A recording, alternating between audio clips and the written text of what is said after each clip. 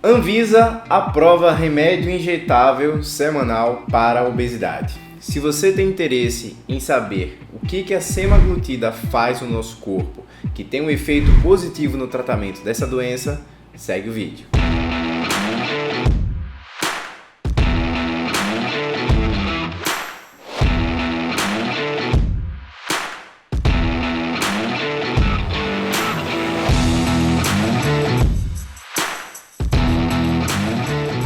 Bom pessoal, meu nome é Danilo Pereira, eu sou médico do esporte e semanalmente, toda terça e sexta-feira, eu compartilho notícias aí sobre o mundo, sobre o universo da medicina esportiva. E obesidade é uma doença recorrente no consultório, no ambulatório do médico do esporte, que eu não poderia deixar de comentar sobre esse tema aqui para vocês. Eu sempre gosto de colocar analogias para deixar esse conhecimento mais palpável. Mas nesse primeiro momento do vídeo, eu vou fazer uma explicação um pouco mais técnica sobre a relação de fome, saciedade e como que a semaglutida ela entra nesse contexto, tá certo? Bom, então toda vez que você percebe que você precisa de calorias, existe uma relação entre dois hormônios, a leptina e a grelina. A grelina ela vai agir na percepção de fome, a leptina na percepção de saciedade. E aí você começa a aumentar a concentração de grelina, você ingere a comida. No momento que a comida ela chega no intestino, ela vai começar a fazer a produção de um outro tipo de hormônio, que a gente chama de GLP-1, que é um peptídeo análogo do glucagon. Isso vai sinalizar que sua glicose, que seu açúcar está aumentando, porque você está ofertando energia, está ofertando carboidrato, você está ofertando calorias. Em todo esse processo, você tem um mecanismo de feedback, de relação positiva e de relação negativa. Você estimula e você inibe a partir de quanto de energia que você está colocando no seu corpo. O que acontece no contexto de obesidade? Existe uma má relação entre a percepção de fome e saciedade por esses mecanismos desses neurotransmissores e também por mecanismos mecânicos, tá certo? A distensão, o volume que acontece nas alças ali na parte do estômago, na parte do intestino, vão alterar esses mecanismos de transmissão. Então essa medicação semaglutida, que é uma coisa que a gente chama de análogo do GLP-1, o que é isso? Análogo é parecido, então você está colocando algo que é parecido a um hormônio que você já produz, beleza?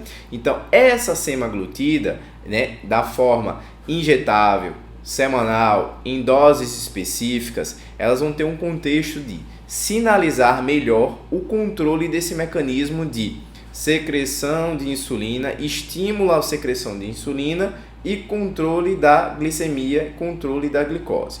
Por isso que essa medicação antes era aprovada para o tratamento do diabetes tipo 2. Beleza? Pegaram a ideia. O que acontece de efeito colateral? Então, o GLP-1 ele não faz só esse contexto, ele age também nessa parte do neurotransmissor entre fome e saciedade e reduz o seu apetite. Então, como efeito colateral, olha que efeito colateral bonito, positivo esse, você tem uma perda de peso. Além desse efeito colateral, da perda de peso, você também tem alguns outros efeitos positivos, efeitos colaterais, entre aspas, positivos, tá certo? Você tem uma redução da circunferência abdominal, você tem um melhor controle de valor pressórico e por todo esse contexto, a Anvisa aprovou agora essa medicação não só por conta do tratamento do diabetes tipo 2, mas também para o tratamento de obesidade. O que muda? A gente já fazia uso da medicação de uma maneira que a gente chama de off-label. Então, basicamente, o profissional que prescrevia a medicação assumia os riscos por conta de ser uma medicação ainda não aprovada pela Anvisa. Mas, obviamente, a gente não estava fazendo testes com os pacientes. E isso já era aprovado nos Estados Unidos, você já tem diversos estudos mostrando esses efeitos positivos, e eu acho que até de uma maneira atrasada, a Anvisa ela aprovou essa medicação.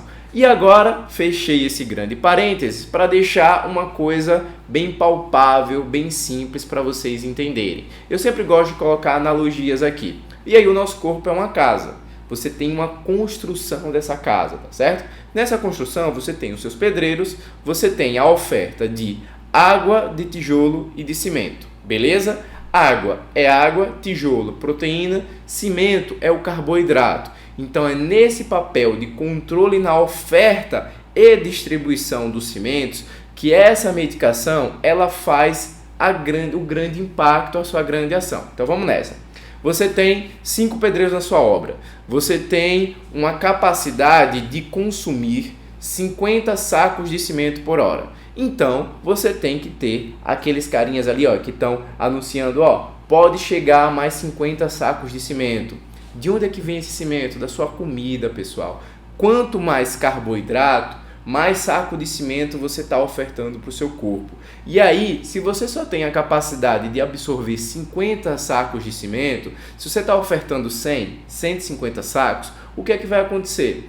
Aqueles sacos vão ficar com os caminhões fora da sua obra, esperando para entrar no seu portão. Esse carboidrato fora da sua obra, na parte de fora do seu portão, aumenta a sua glicemia. Por isso que pessoas com obesidade, por isso que pessoas com diabetes, principalmente diabetes tipo 2, por esse contexto de excesso na oferta dos sacos de cimento, tem glicemias, tem valores de açúcar do sangue mais elevados, porque você não consegue ter esse controle. E onde é que essa medicação ela atua nesse contexto?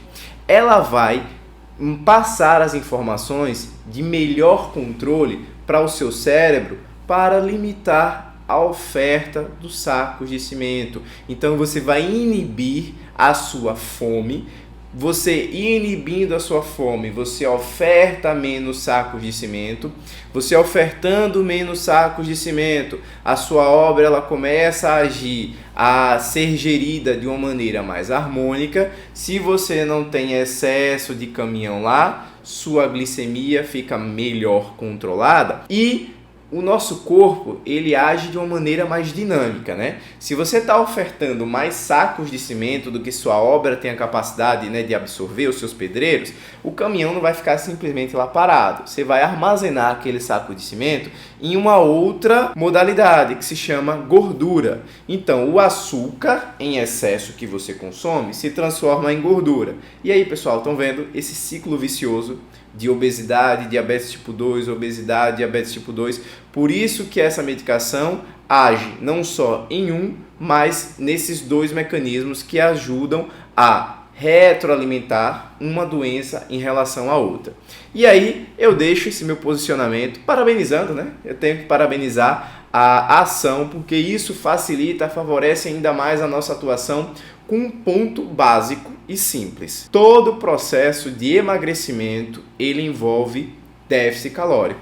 Não adianta só tomar a medicação, ficar ali parado e achar que a sua gordura ela vai ser simplesmente derretida. Você tem que aumentar o seu forno, aumentar a temperatura do corpo. Se você não está entendendo, tem um vídeo aqui que fala sobre esse processo de emagrecimento. Vou jogar o link para, se você está chegando até aqui agora, nesse momento, consome que você vai entender melhor esse processo.